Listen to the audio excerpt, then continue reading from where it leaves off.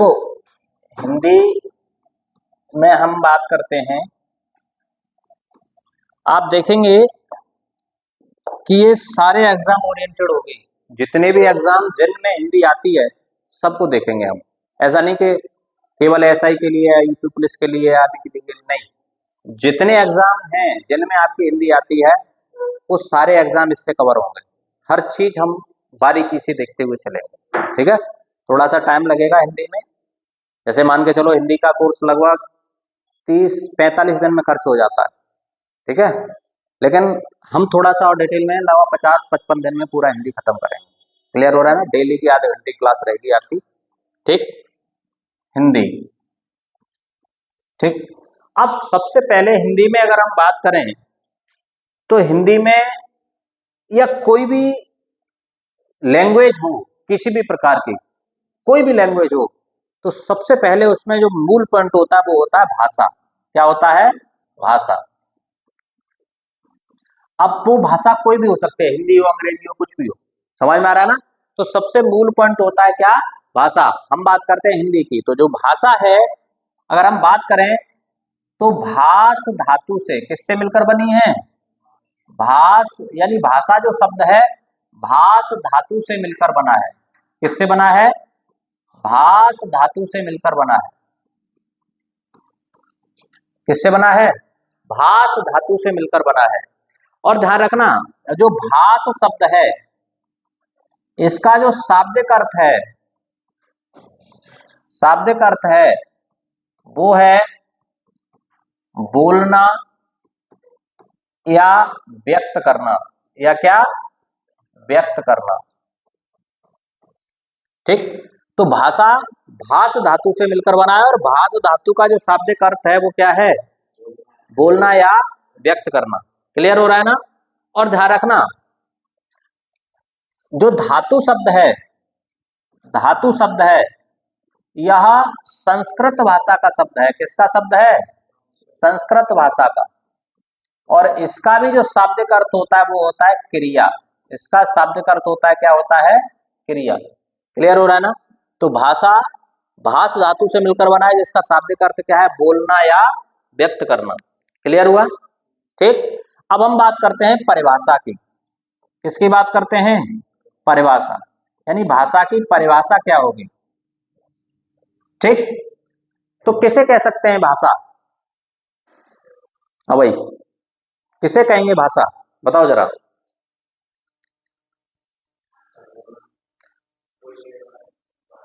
बोलने वाली चीज भाषा। और बताओ भाई।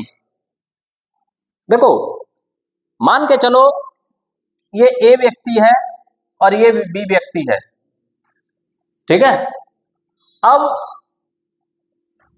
इसने इसको देखा और इसने इसको देखा, ठीक है। अब एक दूसरे को जब एक दूसरे ने देखा तो इनके मन में कुछ, इसके मन में कुछ भाव आए होंगे और इसके मन में भी क्या आए होंगे? भाव आए होंगे। समझ में आ रहा है ना। और जो भाव आए वो भाव किस में बदल गए? विचारों में बदल गए। किस में बदल गए? विचारों में।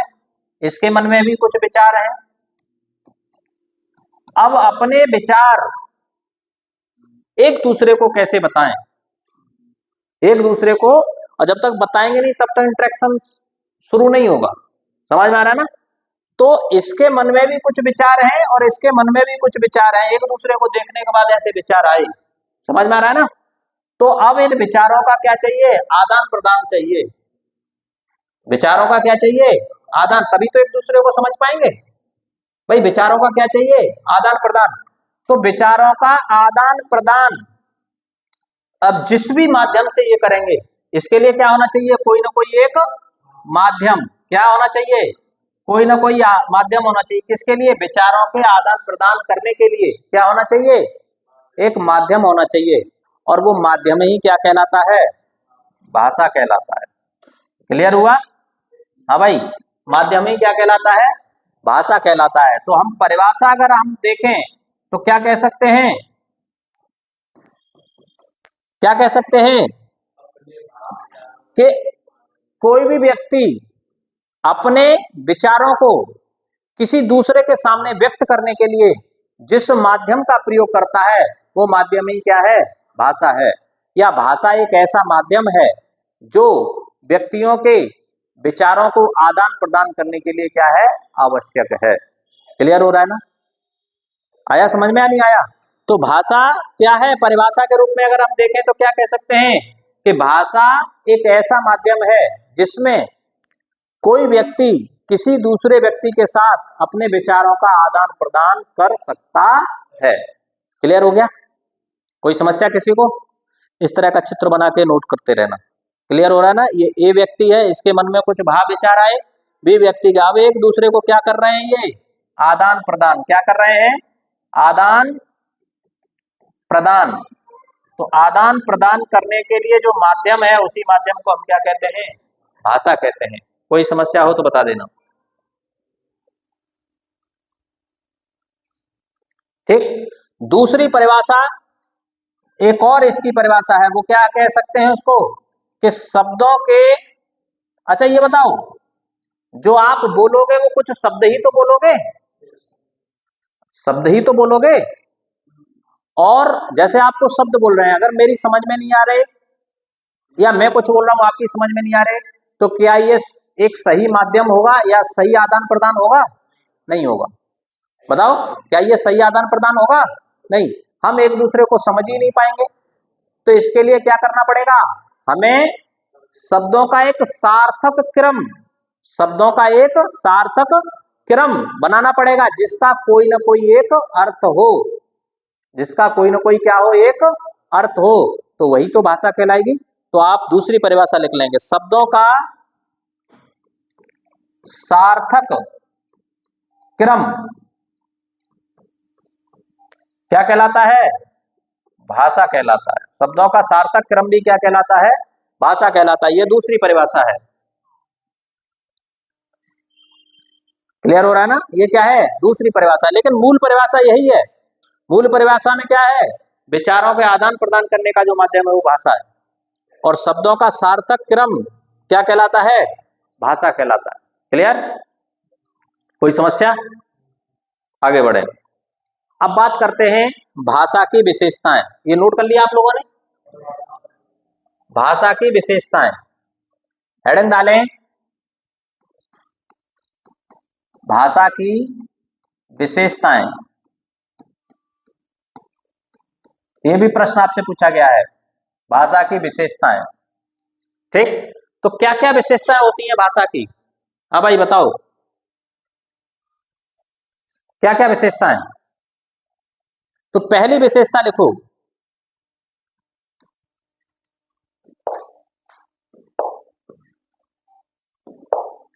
भाषा की विशेषताएं। अब जो पहली विशेषता है वो क्या है? तो वो है कि भाषा, अच्छा एक चीज समझो, जैसे बच्चे का जन्म हुआ तो तुरंत बोलने लगता है या कुछ समय बाद बोलेगा? समय बाद बोलेगा। समझ में आ रहा है ना? और बोलना भी जब सीखेगा तो अपने आप बोलना सीख जाएगा, कोई सिखाएगा उसको? सिखाएगा। क्या करेगा? सिखाएगा। अब वो कोई भी भाषा हो सकती है, नो डाउट, अंग्रेजी, हिंदी, उर्दू, मतलब कोई भी भाषा हो सकती है, वो अलग बात है। लेकिन उस बच्चे को कोई ना कोई क्या करेगा? सिखाएगा। बच्चा उसे स्वयं से सीखेगा, अपने आप क्या करेगा? अर्जित करेगा, अपने आप सीखेगा। तो क्या मैं ये कह सकता हूं कि भाषा एक अर्जित संपत्ति है? कह सकता हूं या नहीं कह सकता? तो पहली विशेषता क्या है भाषा की? लिख लो, भाषा एक अर्जित संपत्ति है। अर्जित संपत्ति है, पहली विशेषता। भाषा एक अर्जित संपत्ति है,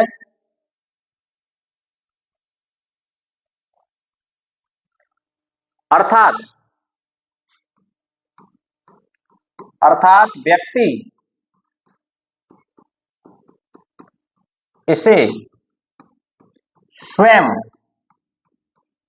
व्यक्ति से स्वयं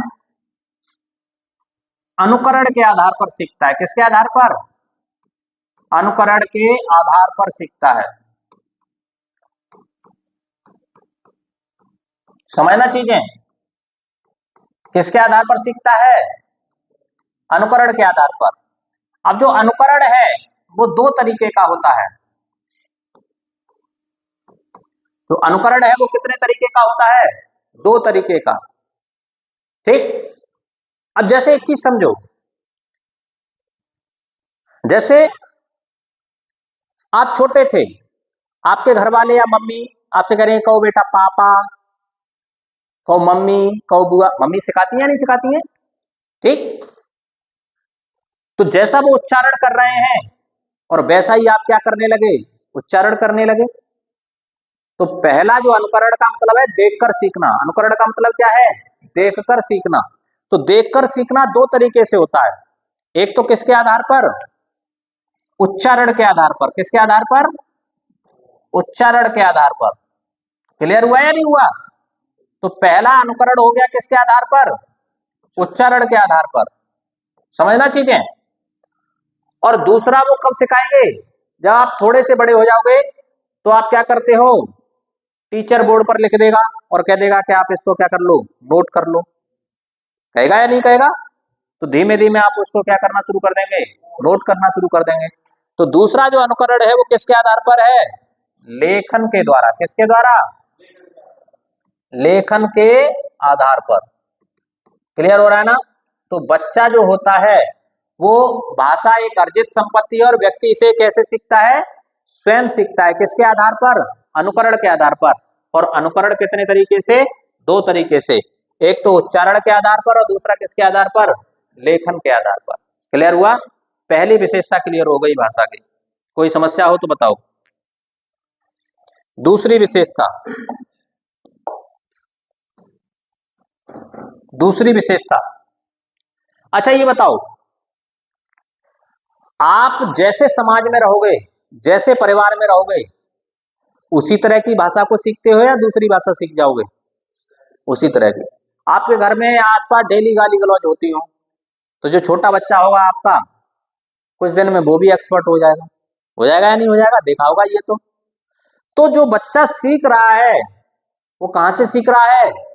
समाज से ही तो सीख रहा है। किससे सीख रहा है? समाज से ही तो सीख रहा है। समाज में जैसा परिवर्तन है, जैसा व्यवहार है, समाज में जैसी भाषा है, उसी भाषा को बच्चा क्या कर रहा है? एडॉप्ट कर रहा है। कि स्वयं से सीख के आ रहा है वो?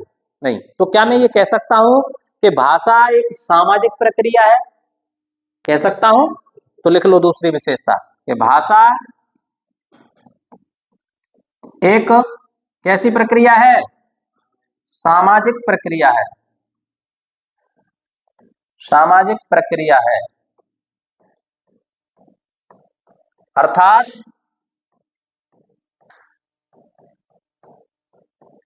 व्यक्ति इसे कहां सीखता है? हाँ भाई बताओ। समाज में रहकर सीखता है। रहकर सीखता है। जैसे आपने एक मूवी देखी होगी मोगली, हाँ, जंगल बुक। तो वो क्या है? वो कहाँ रहता है? जानवरों के बीच रहता है, तो जानवरों की भाषा सीख जाता है। आपका बच्चा पैदा हो और आप उसे ब्रिटेन छोड़ के चले आओ, तो वो कहाँ की भाषा सीख जाएगा? ब्रिटेन की भाषा, क्योंकि उस तरह का समाज है। तो सीधी बात यह है कि भाषा है वो कहां पर? समाज में रहकर सीखी जाती है। इसीलिए कैसी प्रक्रिया है? सामाजिक प्रक्रिया है। कैसी प्रक्रिया है? सामाजिक प्रक्रिया है। कोई समस्या यहां तक? अगली विशेषता, तीसरी विशेषता देखेंगे आप भाषा की। तो जो तीसरी विशेषता है भाषा की वो है, देखो एक चीज समझो, जैसे आपने पहले देखी होगी एक राजदूत मोटरसाइकिल आया करती थी। अब वो क्या हो गई? बंद हो गई। नोकिया मोबाइल आया करता था कीपैड वाला, वो क्या हो गया? बंद हो गया। हो गया नहीं हो गया? क्यों बंद हुआ? क्यों बंद हुआ? हाँ, उसने अपने अंदर परिवर्तन नहीं किया, तभी तो बंद हुआ। और अगर परिवर्तन करता रहता, परिवर्तन करता, राजदूत वाले परिवर्तन करते रहते, जैसे जैसे समाज आगे बढ़ा, समय आगे बढ़ा, परिस्थितियां आगे बढ़ी, वैसे वैसे वो अपने अंदर परिवर्तन करते रहते, तो आज चलते होते या नहीं चलते होते? बताओ। तो ऐसे ही ये भाषा है कि अगर भाषा का एक निश्चित रूप हो जाए, अपने अंदर परिवर्तन न करे, तो वो भाषा धीमे धीमे क्या हो जाएगी? समाप्त हो जाएगी। क्योंकि उसको बोलने वाले लोगों की संख्या क्या होती जाएगी, कम होती जाएगी। भाई हम जिस भाषा से हमारा कोई मतलब नहीं, उससे हमारा काम नहीं चल रहा है, तो उस चीज को हम क्यों बोलेंगे। धीमे धीमे हम क्या करेंगे, नई नई चीजें आगे बढ़ेंगे। तो अगर कोई भाषा है, अगर उसमें परिवर्तन का गुण नहीं है, तो वो भाषा धीमे धीमे क्या हो जाएगी, समाप्त हो जाएगी। क्लियर हो रहा है ना। तो भाषा की एक तीसरी जो विशेषता है वो क्या है कि भाषा में किसका गुण पाया जाना चाहिए, परिवर्तन का गुण पाया जाना चाहिए। तो तीसरी विशेषता लिखो, भाषा में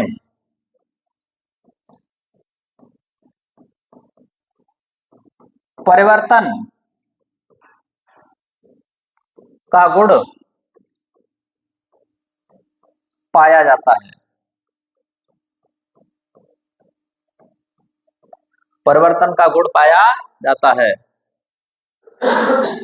अर्थात अर्थात इसका, अच्छा ये बताओ, जिसमें परिवर्तन होता रहेगा तो उसका कोई अंतिम रूप आप निर्धारित कर सकते हैं। हाँ भाई, कोई अंतिम रूप निर्धारित कर सकते हैं, नहीं कर सकते। तो लिखें अर्थात इसका कोई अंतिम स्वरूप नहीं होता, अंतिम स्वरूप नहीं होता।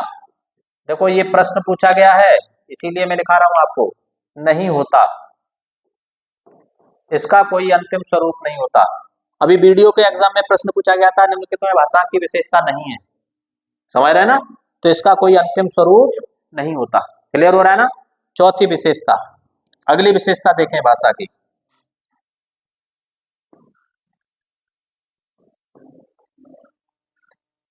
अगली विशेषता, अच्छा देखो, कोई भी भाषा हो, जैसे मान के चलो मैं आम हूं खाता, या पे लिख दूं खाता मैं हूं आम, तो क्या इससे कोई भाषा का यानी एक तरह से कुछ अर्थ क्लियर हो रहा है, नहीं हो रहा। समझ में आ रहा है ना। लेकिन अगर मैं इसको एक अर्थ में यानी सार्थक क्रम में लिख दूं, जैसे मैं आम खाता हूं, ये इसका क्या हो गया, सार्थक क्रम हो गया या नहीं हो गया। तो मैंने इसको सार्थक क्रम में अगर लिख दिया तो इसका स्पष्ट अर्थ हो गया, और जब तक मैं इसको सार्थक क्रम में नहीं लिख रहा था तब तक क्या इसका कोई स्पष्ट अर्थ था, नहीं था। तो सार्थक क्रम में लिखने के लिए मुझे किसकी आवश्यकता है, किसकी, एक व्याकरण की आवश्यकता है।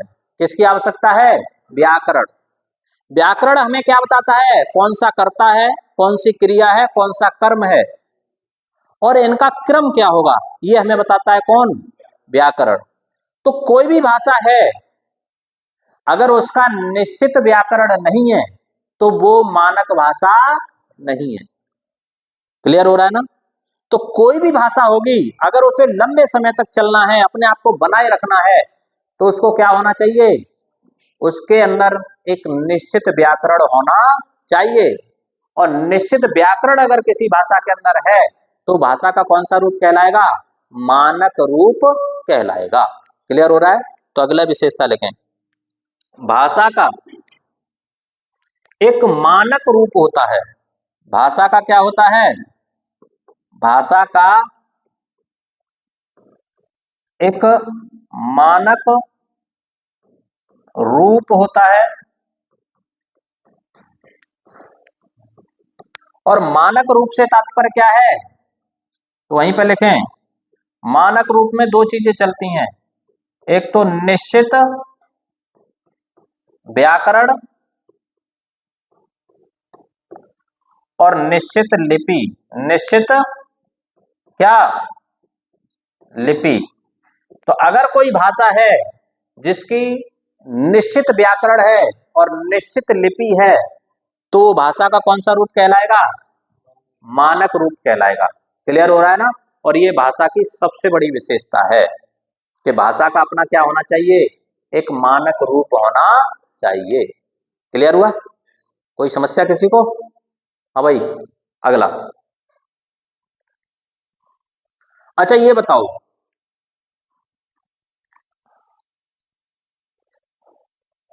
जैसे ये बोर्ड जब नया नया लगा क्लास में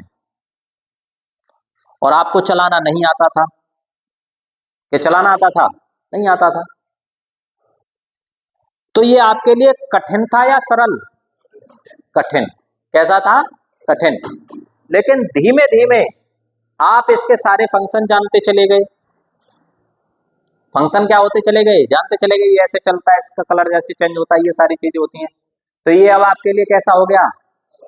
सरल। कैसा हो गया? सरल। समझ में आ रहा है ना? क्लियर हुआ? तो जो भाषा है, तो इसका जो स्वरूप है वो किधर से किधर की ओर है? कठिन से सरल की ओर। यानी न जानने से पहले ये आपके लिए क्या था? कठिन। और जान गए वैसे ही ये आपके लिए क्या हो गया? सरल। ऐसे ही भाषा, भाषा का जो स्वरूप होता है हमेशा किधर से किधर की ओर? कठिन से सरल की ओर। क्योंकि जब तक नहीं जानते हैं तब तक वो क्या होती है? कठिन। और जैसे जैसे आप उसको सीखते चले गए, जानते चले गए, वो आपके लिए क्या होती चली गई? सरल। क्लियर होना है? तो अगली विशेषता लिख लें, भाषा का स्वरूप। सारी चीजें क्लियर तो होती जा रही है भाई। तो भाषा का जो स्वरूप है हमेशा किधर से किधर की ओर? हाँ, भाषा का स्वरूप, भाषा का स्वरूप हमेशा कठिन से किधर की ओर होता है? सरल की ओर।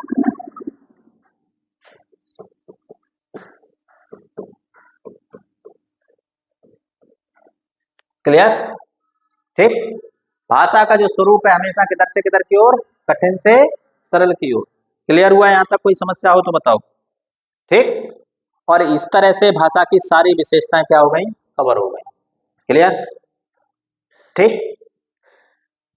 नोट कर लिया भाई? आगे बढ़े।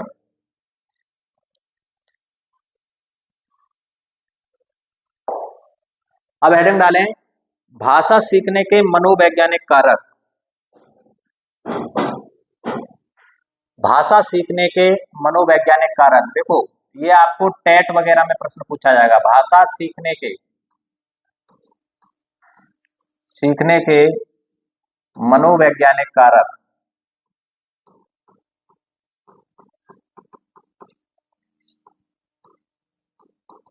कारक, कारक। तो भाषा सीखने के जो मनोवैज्ञानिक कारक हैं, अगर हम उनकी बात करें तो वो है तीन। कितने हैं? तीन। मनोवैज्ञानिक कारक हैं तीन। मनोवैज्ञानिक कारक हैं तीन। देखो, सबसे पहले मान के चलो आपके जीवन में कुछ भी नहीं है, आप एक तरह से नीरस हैं बिल्कुल, आपको कुछ भी अच्छा नहीं लगा, तो क्या होगा? क्या आप किसी नई चीज को सीखने का प्रयास करेंगे? नहीं करेंगे।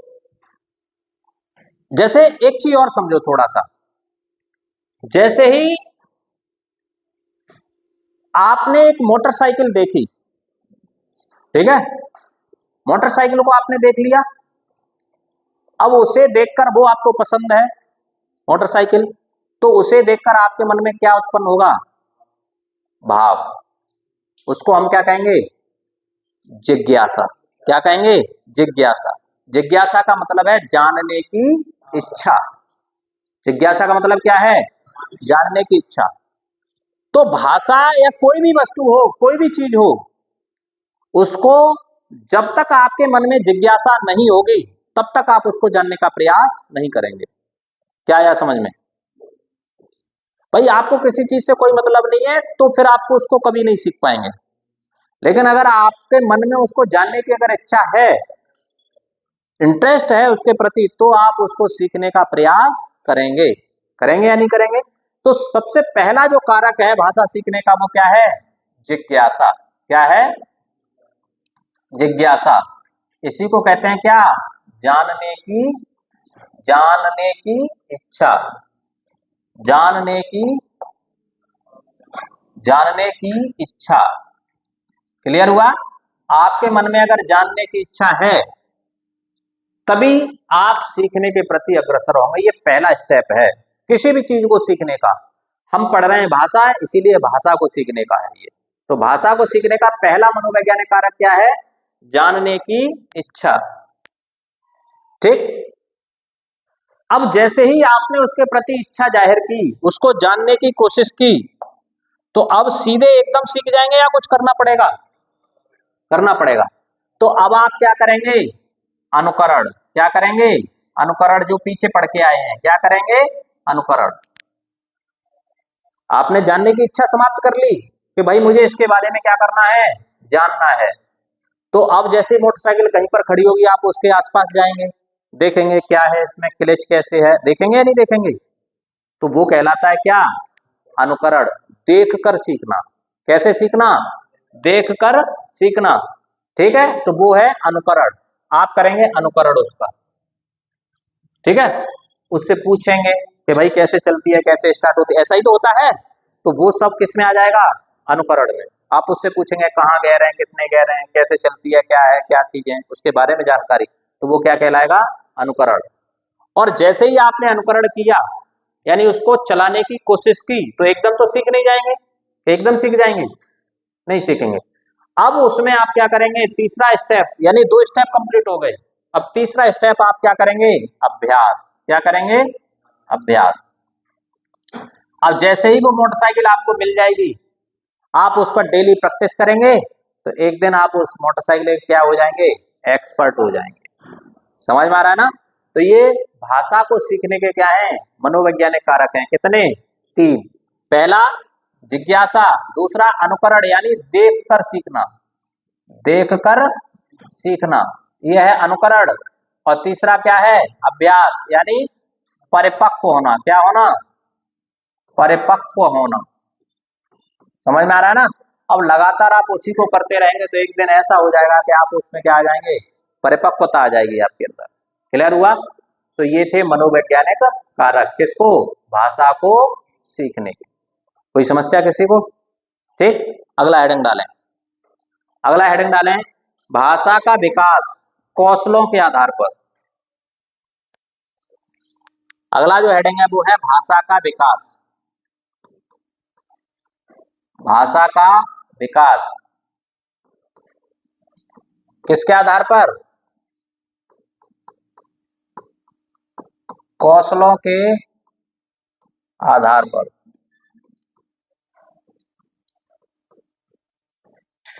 कौशलों के आधार पर। ठीक है।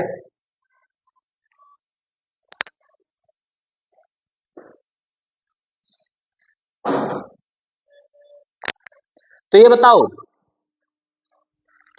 जैसे बच्चे का जब जन्म होता है तो उस समय पर उसमें कौन सा कौशल विकसित होता है? सुनने का, बोलने का। कौन सा कौशल विकसित होता है? सुनने का। सबसे पहले सुनने का कौशल विकसित होता है। तो पहला जो कौशल है भाषा को सीखने का वो क्या है? सुनना। क्या है? सुनना। और जब आप सुनना अच्छे से करने लगेंगे तो फिर आपको क्या आ जाएगा? बोलना भी आ जाएगा। क्या आ जाएगा? बोलना। तो दूसरा जो कौशल है वो क्या है? बोलना। पहला कौशल भाषा में सुनना और दूसरा कौशल क्या है?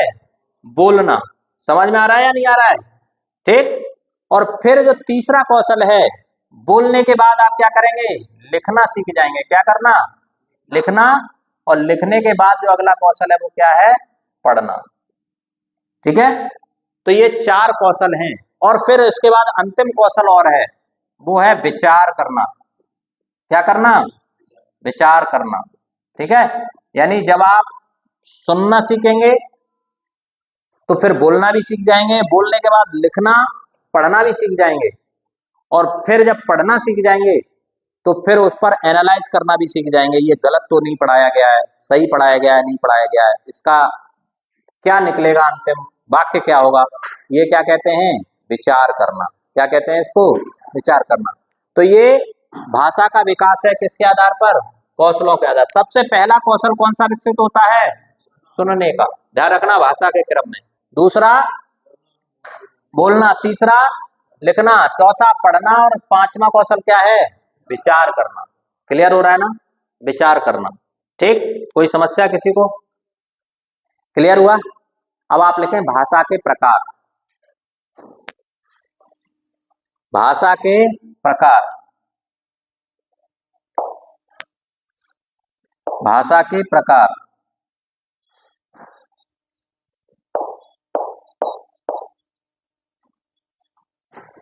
भाषा के प्रकार।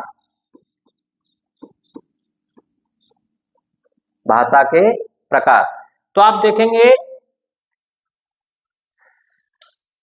अभिव्यक्ति की दृष्टि से, लिख लें वहीं पर पहले, तो उसके बाद में बात करेंगे। लिखें अभिव्यक्ति की दृष्टि से। अभिव्यक्ति की दृष्टि से, दृष्टि से भाषा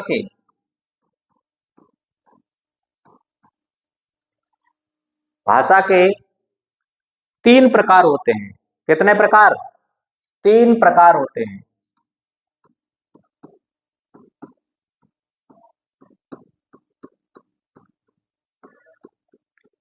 अभिव्यक्ति की दृष्टि से भाषा के कितने प्रकार होते हैं?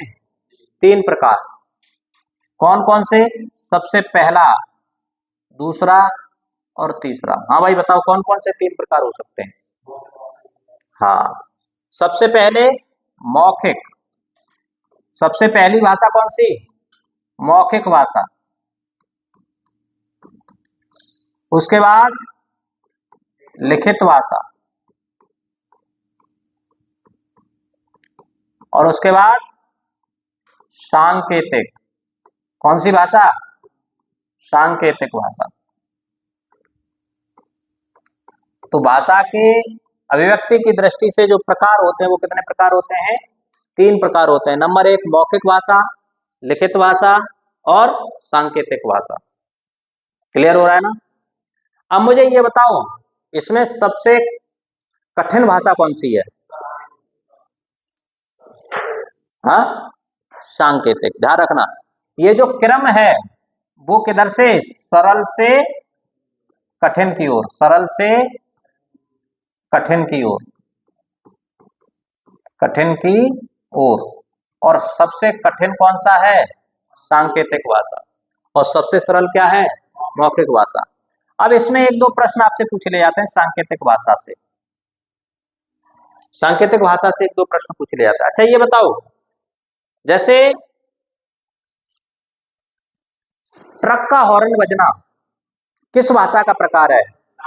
सांकेतिक भाषा, मौखिक भाषा या लिखित भाषा? तो लिखित का तो हो नहीं सकता, ये तो कंफर्म है। तो अब किसका है?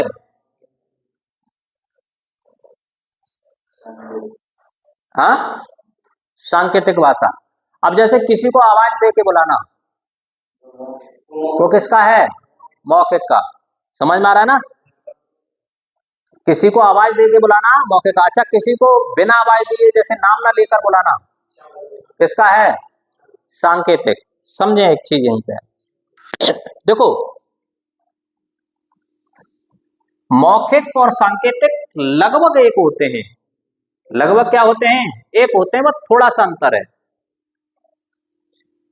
जैसे कोई संकेत या कोई आवाज करी, या फिर क्या की गई? आवाज की गई, या कोई ध्वनि की गई। क्या की गई? ध्वनि की गई। समझना, कोई भी ध्वनि की गई, और अगर इस ध्वनि का अर्थ स्पष्ट है, अर्थ क्या है? स्पष्ट है। समझना, ध्वनि का अर्थ क्या है? स्पष्ट है, तो वो मौखिक भाषा कहलाएगी। क्या कहलाएगी? मौखिक भाषा। समझ में आ गया? तो वो कौन सी भाषा कहलाएगी? मौखिक भाषा कहलाएगी। और अगर ध्वनि का अर्थ स्पष्ट नहीं है, स्पष्ट नहीं है, तो वो क्या कहलाएगी? सांकेतिक भाषा कहलाएगी। ये ध्यान रखना, सांकेतिक भाषा। ये प्रश्न पूछा गया है, ठीक है? तो कोई भी ध्वनि की गई, उस ध्वनि का अगर अर्थ स्पष्ट है, तो इसका मतलब है वो भाषा कौन सी है? मौखिक है। और अगर उसका अर्थ स्पष्ट नहीं है तो इसका मतलब है वो भाषा कौन सी है, सांकेतिक है। कौन सी है, सांकेतिक है। क्लियर हो गया? कोई समस्या किसी को यहां तक? ठीक, हाँ भाई, कोई दिक्कत? ठीक है,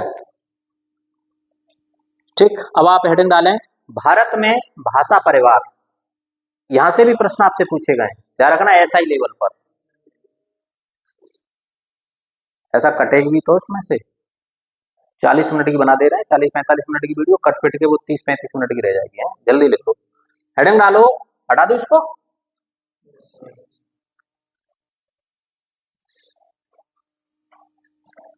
भारत में भाषा परिवार, भारत में भाषा परिवार। ठीक, तो अगर हम बात करें भारत की, तो भारत में 4 प्रकार का भाषा परिवार है। यानी भारत में 4 प्रकार के भाषा परिवार हैं।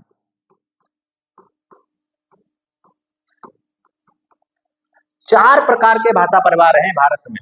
ठीक है, पहला भारोपीय,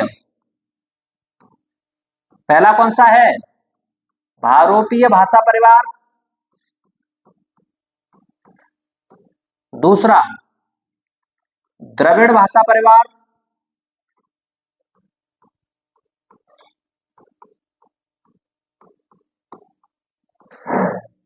दूसरा क्या है, द्रविड़ भाषा परिवार।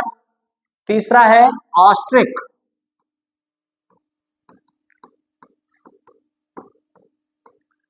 ऑस्ट्रिक भाषा परिवार।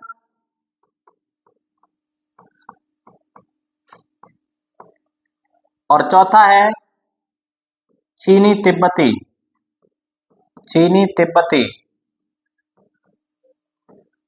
भाषा परिवार।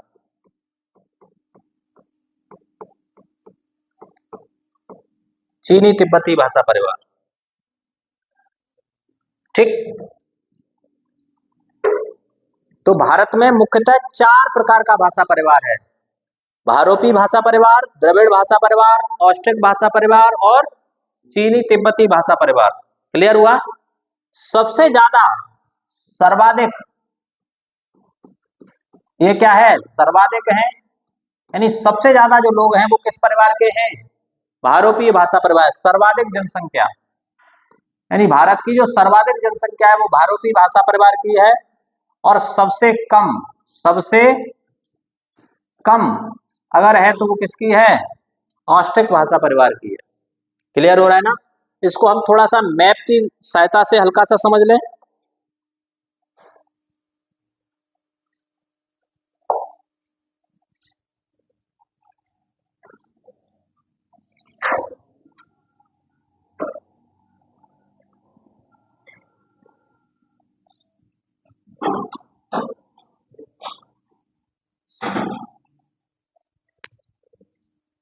ठीक है, इसको थोड़ा सा मैप की सहायता से अगर आप समझेंगे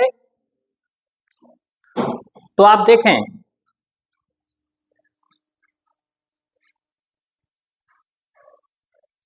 यहाँ ये वाला जो क्षेत्र है आपका, इधर ये वाला जो क्षेत्र है, इधर थोड़ा सा आपको इस इलाके को छोड़ देंगे, इधर ये वाला इलाका, ये वाला छोड़ देंगे, ऊपर वाला इलाका छोड़ देंगे। ये वाला जो क्षेत्र है आपका, और थोड़ा सा इधर बना लेते हैं हल्का सा, ऐसे बना लो। इस तरह का जो इलाका है, यहां पर जो परिवार है इसको कहते हैं भारोपीय परिवार। कौन सा, भारोपीय परिवार। ठीक है, इसी में आपकी हिंदी शामिल है। इसी में कौन सी भाषा शामिल है, हिंदी भाषा शामिल है। ये आपका भारोपीय परिवार है। जब सिंधु घाटी सभ्यता के जो मूल लोग थे भारत में, उन पर आर्यों का आक्रमण हुआ, वो दौड़कर चले आए कहां पर, दक्षिण भारत में। कहां पर चले आए, दक्षिण भारत में। तो यहां पर उन्होंने अपनी एक नई भाषा विकसित की, इसको कहते हैं द्रविड़ भाषा। कौन सी भाषा, द्रविड़ भाषा। ठीक, जिसमें उड़िया, कन्नड़, तमिल, तेलुगु, मलयालम, ये सब किस परिवार की भाषा है? द्रविड़ परिवार की भाषा है। समझ में आ रहा है ना? इसके बाद आप देखेंगे कि जो पहाड़ी क्षेत्रों में, कौन से क्षेत्रों में? पहाड़ी क्षेत्रों में, ये देखो, ये है मैदानी क्षेत्रों में। ये कैसे क्षेत्रों में है? मैदानी क्षेत्रों में। ये दक्षिण भारत में, ये कहां पर है? दक्षिण भारत में। हाँ, दक्षिण भारत में पठारी क्षेत्रों में। और ये जो पहाड़ी क्षेत्रों में, यहाँ पर चीनी तिब्बती भाषा है। कौन सी? चीनी तिब्बती। क्लियर हो रहा है ना? यहाँ पर चीनी तिब्बती भाषा है। और ये जो द्वीप समूह है, जैसे अंडमान निकोबार द्वीप समूह है, यहाँ की जो भाषा है, ये कौन सी है? ऑस्ट्रिक भाषा परिवार की भाषा है। कौन सी? ऑस्ट्रिक भाषा परिवार। क्लियर हुआ? ठीक है, तो ये आपको भाषा परिवार का विभाजन है। तो मुख्यतः आप देखेंगे पूरे भारत में 4 प्रकार का भाषा परिवार है जो आपके सामने है। क्लियर हुआ? कोई समस्या किसी को? ठीक, क्लियर। अब हम थोड़ा सा हिंदी का ऐतिहासिक क्रम देख लेते हैं, यानी हिंदी का विकास देख लेते हैं। तो एक हेडिंग लास्ट और डाल लो। आप हेडिंग डालें, हिंदी का विकास। हटा दो उसको, हेडिंग डालो हिंदी का विकास। हिंदी का विकास, हिंदी का विकास। तो देखो, इसको हम 3 क्रमों के आधार पर पढ़ेंगे। सबसे पहला इसका ऐतिहासिक दृष्टिकोण देखेंगे। ऐतिहासिक दृष्टिकोण इसका देखेंगे। ठीक, दूसरे नंबर पर फिर इसका हम भौगोलिक दृष्टिकोण देखेंगे। भौगोलिक दृष्टिकोण। और तीसरे नंबर पर हम इसका राजनैतिक दृष्टिकोण देखेंगे। राजनैतिक दृष्टिकोण, इसका मतलब क्या है? राजनैतिक दृष्टिकोण देखेंगे। ठीक है,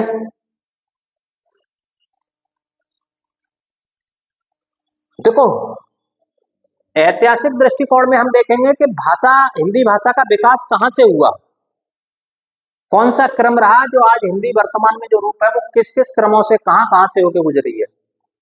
भौगोलिक दृष्टिकोण में देखेंगे कि भारत के अलावा पूरे विश्व में कहां कहां पर हिंदी भाषा है। समझ में आ रहा है ना?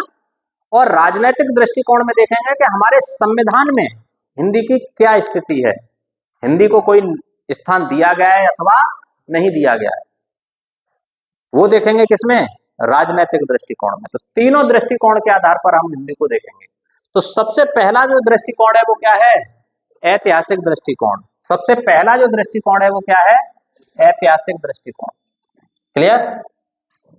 तो इस ऐतिहासिक दृष्टिकोण को आप देखें।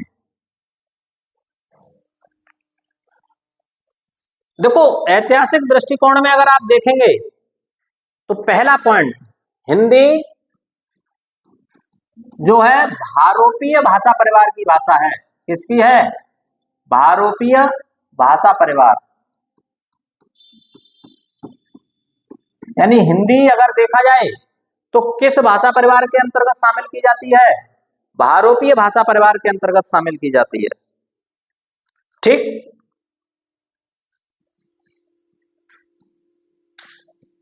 हिंदी शब्द अगर आप देखेंगे तो किस भाषा का है? फारसी भाषा का। हिंदी शब्द फारसी भाषा का शब्द है। हिंदी जो शब्द है वो किस भाषा का है? फारसी भाषा का। यानी हिंदी जो शब्द है वर्तमान में किस भाषा का है? फारसी भाषा का। क्लियर हो रहा है ना? इस हिंदी शब्द का जन्म, हिंदी शब्द का जन्म अगर आप देखेंगे तो कहां से हुआ है? तो सिंधु शब्द से। किस शब्द से? सिंधु शब्द से। हिंदी भाषा का जो जन्म है वो किस शब्द से? सिंधु शब्द से। और जो सिंधु शब्द है वो आप देखेंगे तो वो किस भाषा का है? संस्कृत भाषा का। सिंधु शब्द किस भाषा का है? संस्कृत भाषा का।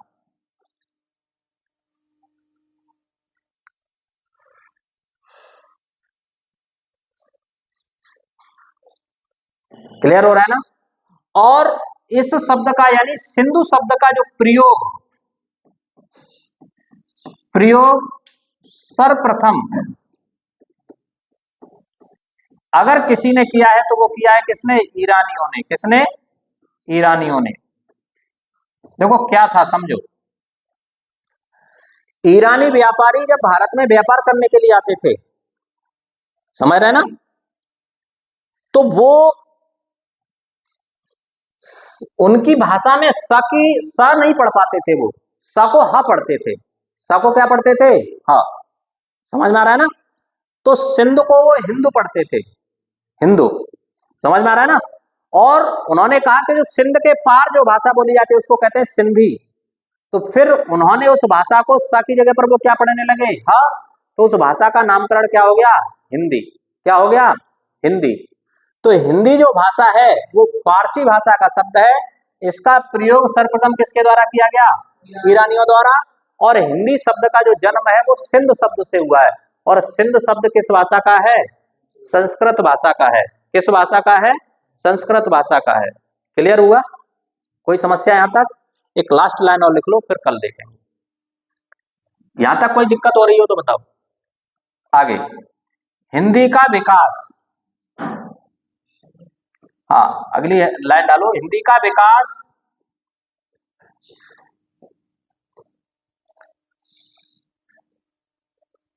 संस्कृत से। किससे? संस्कृत भाषा से। और संस्कृत को और क्या कहा जाता है? जगत जननी भाषा भी कहा जाता है। जगत जननी भाषा। यानी ऐसा माना जाता है कि सभी भाषाओं का विकास किससे हुआ है? संस्कृत से हुआ है। ठीक है? तो संस्कृत को जगत जननी भाषा कहते हैं। और आप देखेंगे संस्कृत से ही किसका विकास हुआ है? हिंदी का विकास हुआ है। किसका विकास हुआ है? हिंदी का। क्लियर हो रहा है ना? कोई समस्या यहां तक? ठीक, बाकी का देखेंगे कल। आज इतना ही।